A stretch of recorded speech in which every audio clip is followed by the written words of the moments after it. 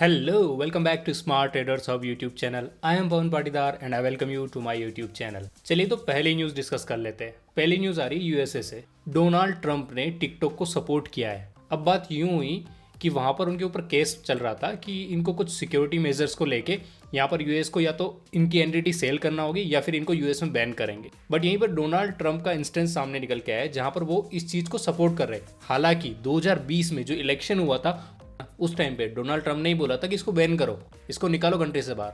But इस election में थोड़ी उनको हेल्प मिल गई है टिकटॉक की वजह से, क्योंकि वहाँ पर उनका प्रमोशन अच्छा हुआ था। तो अगेन वो बिजनेसमैन है, वो बिजनेस को समझते हैं बस। अब आ जाते हैं अगली न्यूज़ पर। माइक्रोमैक्स सबने नाम सुना है। माइक्रोमैक्स अपना चिप मैन्युफैक्चर करने वाला है इंडिया में।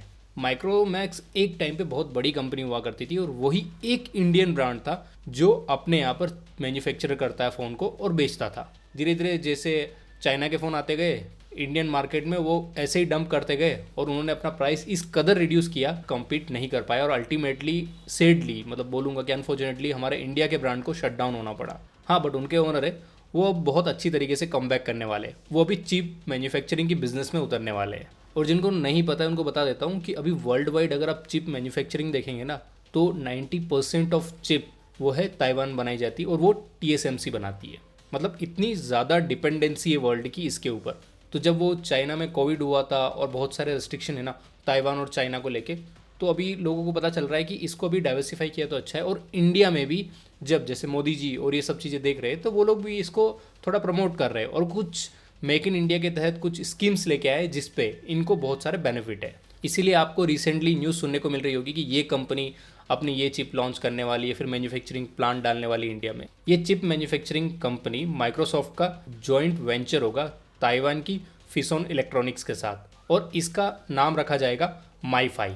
और ये पूरी जो चिप मैन्युफैक्चरिंग की जा रही है ये AI को फोकस में रखकर की जा रही है। इसमें माइक्रोसॉफ्ट 55% एक्विशन रखेगा और वहीं पर 45% ताइवान बेस्ड कंपनी जो है वो रखेगी। एक्चुअली माइक्रोसॉफ्ट पास ऑलरेडी नोएडा उत्तर प्रदेश में अपनी खुद की यूनिट है, तो उसके अंदर ही ये लोग ये प्लांट लगाएंगे और मैन्युफैक्चरिंग यूनिट भी करेंगे। मतलब इसके लिए कुछ जो इक्विपमेंट चाहिए रहेंगे वो वहीं पर सेटअप करेंगे। और ऐसा बताया जा रहा है कि अगर ये चिप मैन्युफैक्चरिंग इंडिया में होती है तो हमारा जो GPU का कॉस्ट है ना वो 90% तक रिड्यूस हो सकता है और ये बहुत बड़ा रिलीफ होगा इंडियंस के लिए। अभी आप GPU कार्ड खरीदने जाते हैं ना बाहर तो आपको 40,000 50,000 और उससे भी ज़्यादा के मिलते हैं। तो सोचो अगर वो कॉस्ट डाउन हुई तो किसको फ़ायदा होगा। और हम लोग ऐसे वर्ल्ड वाइड मार्केट में भी सप्लाई कर पाएंगे इंटरनेशनल। मैंने कुछ इस फिसोन कंपनी के ऊपर रिसर्च की तो मुझे पता लगा कि इनका 20% मार्केट शेयर है SSD कंट्रोलर्स में, और जो ऑटोमेटिव ग्रेड कंट्रोलर होते हैं ना उसमें ये वर्ल्ड वाइड मतलब इंटरनेशनली 40% मार्केट शेयर होल्ड करता है। मतलब ये कंपनी ऑलरेडी स्टेब्लिश्ड कंपनी है, कोई ऐसी न्यू भी नहीं आ रही है। अब आ जाते हैं अगली न्यूज़ पर।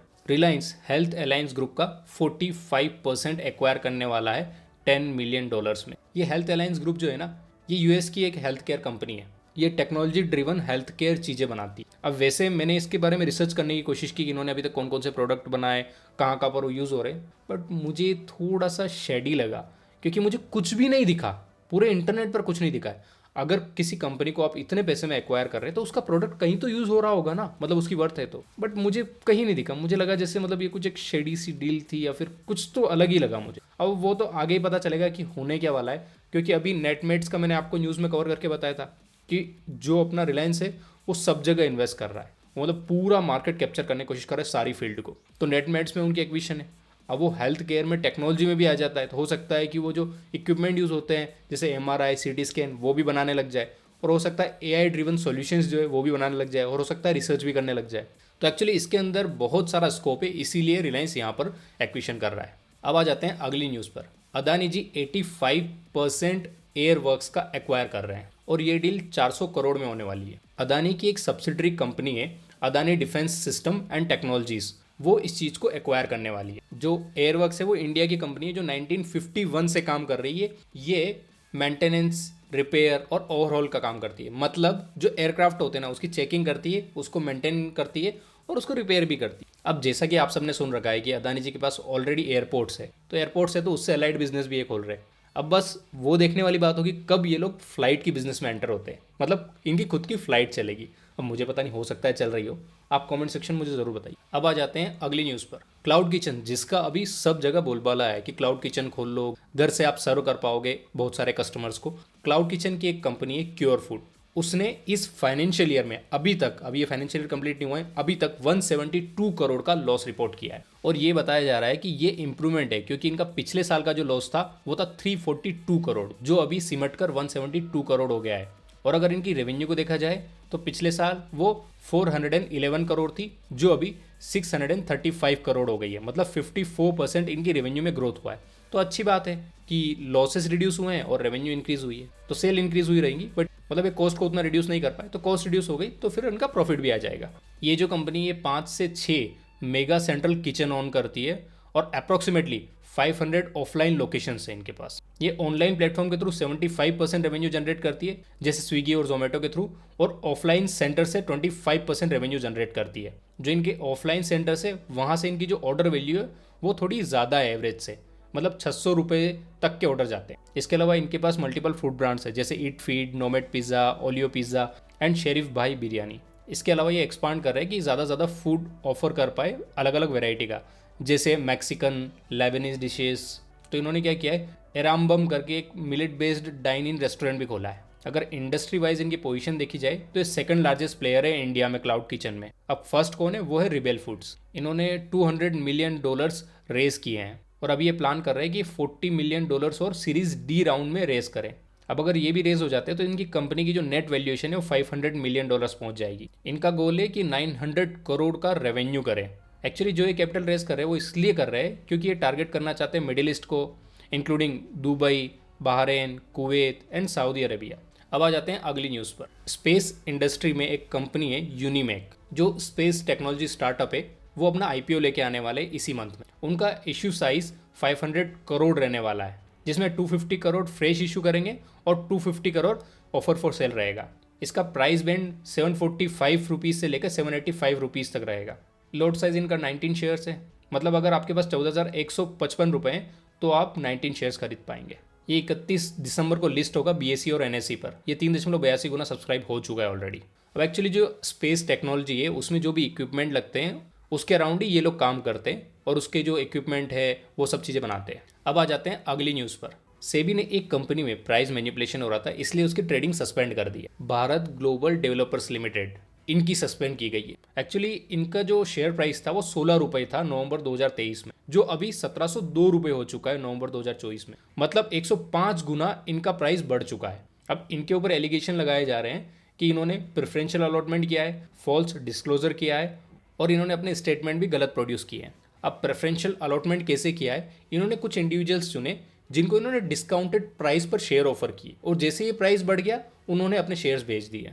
अब इनके ऊपर जो आरोप लगाया गया फॉल्स डिस्क्लोजर, इसमें इन्होंने क्या किया है, इन्होंने मार्केट में अनाउंस किया है कि हमें बहुत अच्छे अच्छे ऑर्डर्स मिल गए हैं और हमारी कंपनी इतनी ग्रो करने वाली। हालांकि ये कुछ भी ट्रू नहीं था। इसकी वजह से इनकी शेयर के प्राइस बढ़ गए। इस कंपनी के मैनेजिंग डायरेक्टर और 17 अदर लोगों को प्रोहिबिट किया है शेयर मार्केट से, मतलब वो लोग ट्रेड नहीं कर पाएंगे। उसके अलावा इस कंपनी के शेयर भी डीलिस्ट कर दिए गए और इसको देखते हुए सेबी ने 271 करोड़ रुपए की प्रॉपर्टी सीज कर दी इस कंपनी की। अब आ जाते हैं अगली न्यूज़ पर। हम लोग स्पेस में जा रहे हैं, हम लोग वहाँ जा रहे हैं, यहाँ जा रहे हैं, बट उन सब में जाने से हम टेक्नोलॉजी यूज़ कर रहे हैं, कुछ इक्विपमेंट यूज़ कर रहे हैं। तो ई वेस्ट 73% बढ़ चुका है लास्ट 5 साल में। अब मैं आपको एक चीज़ बता देता हूँ, आप और मैं सब मोबाइल फ़ोन यूज़ करते हैं, कंप्यूटर यूज़ करते हैं, बहुत सारे इक्विपमेंट यूज़ करते हैं, इलेक्ट्रॉनिक्स बेसिकली। बट क्या होता है, हर बार कुछ नई चीज़ें आती रहती है। मतलब एप्पल ही 1 या 2 गैजेट ही अपने लॉन्च करता है, बट कोई दूसरी कंपनी ले लो, ओप्पो ले लो, वीवो ले लो, ये लोग हर महीने कुछ ना कुछ लॉन्च करते रहते हैं और उससे कितने ज़्यादा वेराइटीज़ हो जाते हैं। अब उनके आपको कवर भी नहीं मिलेंगे, अगर वो ज़्यादा पुराने हो गए तो उनके पार्ट्स भी नहीं मिलेंगे, उनका सर्विस सपोर्ट नहीं मिलेगा। स्टार्टअप इंडिया के तहत बहुत सारे नए नए ब्रांड मार्केट में आ रहे हैं। मैं खाली मोबाइल इंडस्ट्री की बात नहीं कर रहा हूँ, हो सकता है वो ईयरबड्स लेके आए, हो सकता है कुछ और टेक्नोलॉजी लेके आए, बट क्या हो रहा है वो हम लोग ले रहे हैं, बट हमको आफ्टर सर्विस नहीं मिल पाई क्योंकि वो स्टार्टअप है, वो उतना ज़्यादा सपोर्ट ही नहीं कर पाता और कभी कभी बीच में ही वो कंपनी बर्बाद हो जाती है। तो फिर हमारे पास वो इक्विपमेंट ऐसे ही पड़ा रह जाता है और फिर हम लोग उसको फेंक देते हैं, उससे हमारा ई वेस्ट बढ़ता है। तो मैं सोच रहा हूँ कि अगर कोई कंपनी इस वे में काम करे कि वो अपने पार्ट से वो असेंबल करने के लिए दे सबको, मतलब कि यार ये पार्ट है, आपको इंडिविजुअली पार्ट्स मिल जाएंगे, आप असेंबल कर सकते हो, तो मुझे लगता है कि जो ई वेस्ट है ना, इसकी प्रॉब्लम को बहुत हद तक मिनिमाइज़ किया जा सकता है। और मैं सोचता हूँ कि गवर्नमेंट को भी कुछ रूल्स एंड रेगुलेशन लेके आने चाहिए कि हर एक कंपनी के ऊपर एक रेगुलेशन है कि आप इतने ही फ़ोन अपने इंडिया में डाल सकते हैं और इसके अलावा आपको इनकी आफ्टर सर्विस भी देनी है, इनके पार्ट्स भी प्रोवाइड करना है। अदरवाइज बहुत बार क्या होता है, हमको किसी भी इंस्ट्रूमेंट के पार्ट नहीं मिलते, इसकी वजह से हमको पूरा इंस्ट्रूमेंट ही फेंकना पड़ता है। फॉर एग्जाम्पल मैं खुद का ही बता देता हूँ, मेरा एप्पल का एक फ़ोन था iPhone 11, वो मैंने इसे गाड़ी में रखा था और पता नहीं वो चालू बंद हो रहा था। जब मैं उसको सर्विस सेंटर पे ले गया तो उन्होंने बोला इसमें पानी घुस गया। अब पानी कैसे घुसेगा, वो पूरा गाड़ी में रखा हुआ था, मैं उसको हार्डली यूज़ करता था। अब जब मैंने उनसे पूछा कि रिपेयर कितने में होगा तो उन्होंने 40,000 कॉस्ट, और वो जो मैंने नया लिया था 51,000 में लिया था। मतलब 2 साल में मुझे 40,000 देने ताकि वो रिपेयर हो जाए। इससे अच्छा तो मैं नया नहीं ले लूँगा और उससे भी अपग्रेडेड मॉडल मिल जाएगा। तो उसकी वजह से मुझे फ़ोन फेंकना पड़ा। तो ऐसा नहीं है कि छोटी छोटी कंपनी की वजह से ई वेस्ट बढ़ रहा है, बड़ी बड़ी कंपनी को भी साथ में एफर्ट करने होंगे। और ये तभी हो सकता है जब गवर्नमेंट कुछ स्ट्रिक्ट रूल्स एंड रेगुलेशन लेके आए इनके ऊपर भी, कि इनको है ना इंडिविजुअल पार्ट्स भी प्रोवाइड करने अपने इक्विपमेंट के, जो भी वो मार्केट में बेच रहे हैं, चाहे वो कैमरा हुआ, चाहे फ़ोन हुआ, चाहे लैपटॉप हुआ, कुछ भी। क्योंकि मेरे साथ बहुत सारे इंसिडेंट हो चुके हैं। मेरा कंप्यूटर खराब हो गया था, अभी उसकी मुझे बॉडी नहीं करवानी है ताकि मैं उसको यूज़ कर सकूं, क्योंकि उसकी बॉडी पूरी टूटी हुई है। जैसे मैं उसको चालू करता हूं, उसका फैन ऐसा भागता है जैसे एयरक्राफ्ट स्टार्ट हो रहा हो। 2019-20 में 1.01 मिलियन मैट्रिक टन्स ई वेस्ट था, जो अभी बढ़कर 1.751 मिलियन मैट्रिक टन हो चुका है। और उसके अलावा कोविड हुआ तो सबने वर्क फ्रॉम होम स्टार्ट किया, तो बहुत सारे इक्विपमेंट लोगों ने खरीदने भी स्टार्ट किए और घर पर ही सब चीज़ें चालू कर दी। अब ऐसा नहीं, क्योंकि जब ई वेस्ट होता है तो उसमें क्या है ना, कुछ चीज़ें होती है जो हैजार्डस होती है, जैसे आर्सेनिक हो गया, कैडमियम हो गया, लीड हो गया, मर्क्यूरी हो गया।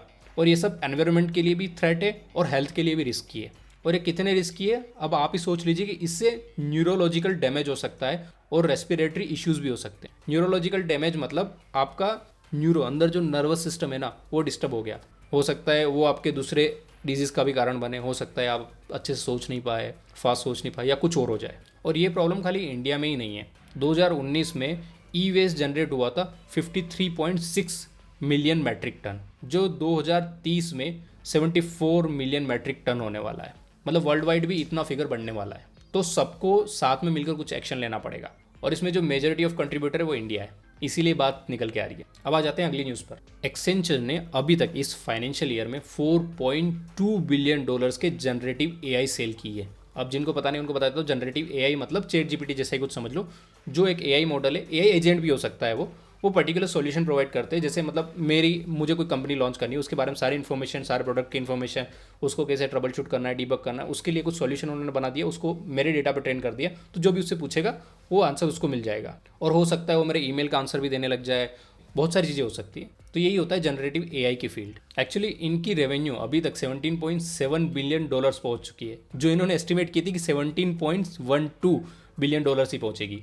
पिछले साल जो इनको बुकिंग आई थी वो $18.4 बिलियन की आई थी, जब एआई रिवोल्यूशनाइज हो रहा था। और इस साल ये $18.7 बिलियन हो चुकी है अभी तक। हो सकता है आगे हमको दूसरी कंपनी की भी न्यूज़ देखने को मिले, क्योंकि अभी तो ये एक्सेंचर पहली कंपनी है जिसने बताया है कि हम इतना जनरेटिव एआई में सेल किए हैं। आगे देखते हैं, बहुत सारी कंपनी की न्यूज़ आ सकती है। ये फर्स्ट कंपनी जिसने डिस्क्लोज किया अभी तक। अब जैसे ही ये न्यूज़ आई, एक्सेंचर के शेयर 5% बढ़ गए। अब आ जाते हैं अगली न्यूज़ पर। ओपन एआई का जो ChatGPT 5 लॉन्च होने वाला है ना, वो मतलब ऑलमोस्ट एजीआई के बराबर होगा, ऐसा इनका कहना है। वो थोड़ा डिले चल रहा है। उसका नाम इन्होंने ओरायन रखा है। नाम तो मुझे भी काफ़ी अच्छा लगा। अब एक्चुअली क्या है, जो पुराने मॉडल्स थे वो तो सब इंटरनेट के डेटा पे इन्होंने ट्रेन कर लिए, बट अभी जो नए मॉडल आ रहे हैं ना, वो रीजनिंग पे आ रहे हैं। मतलब वो थोड़े रिफाइंड आ रहे हैं कि ठीक है, ट्रेन करके आप रिप्रोड्यूस तो कर पा रहे हो कुछ, बट वो सही है कि गलत है, ये सब चीज़ें के ऊपर उनको कुछ पैरामीटर्स दिए गए, उसके ऊपर उसको करना है। तो उसके लिए क्या है, थोड़े रिसोर्सेज ज़्यादा लगते हैं और कॉस्ट भी शायद हो सकता है, ये लोग बोलते हैं कि कभी कभी जस्टिफाइबल नहीं होती है। बट अभी तो ये बहुत सारी फंडिंग उठा रही है, तो कोई दिक्कत ही नहीं है। इतनी बड़ी फंडिंग से तो ये कुछ भी कर पाएगी। अब आ जाते हैं अगली न्यूज़ पर। इटली ने ओपन एआई को $15 मिलियन का फाइन लगाया है कि इन्होंने प्राइवेसी वायलेशन किया है। मतलब इन्होंने क्या किया है, पब्लिक डेटा पे अपने मॉडल को ट्रेन किया है और किसी से भी परमिशन नहीं ली। बट ये तो सब जगह हो रहा है। बट क्या खाली इटली ही इसके खिलाफ कदम उठाएगा, वो मुझे पता नहीं। बट रिसेंटली मैं जो एक और न्यूज़ कवर कर रहा था, उसमें पता चला कि अमेरिका ने भी पैगासस, जो उनकी कंपनी है इटली की, उनके खिलाफ कुछ एक्शन लिया था। तो मुझे लगता है ये खाली रिपरकशन वाली डील है। मतलब ये यहाँ पर कुछ करेंगे तो वो वहाँ पर कुछ करेंगे। और वैसे अगर देखा जाए ना, तो इन जनरल यूएसए वो बिजनेस के टर्म में ही ज़्यादा समझता है, उसको पैसे की भाषा समझ में आती है। तो इन्होंने भी वैसा ही किया। और एक्चुअली क्या हुआ, जब ये फाइन लगा, ChatGPT का कहना ये हमने जो पैसा कमाया है इटली में, उसका 3 गुना फाइन लगा रहे हैं आप।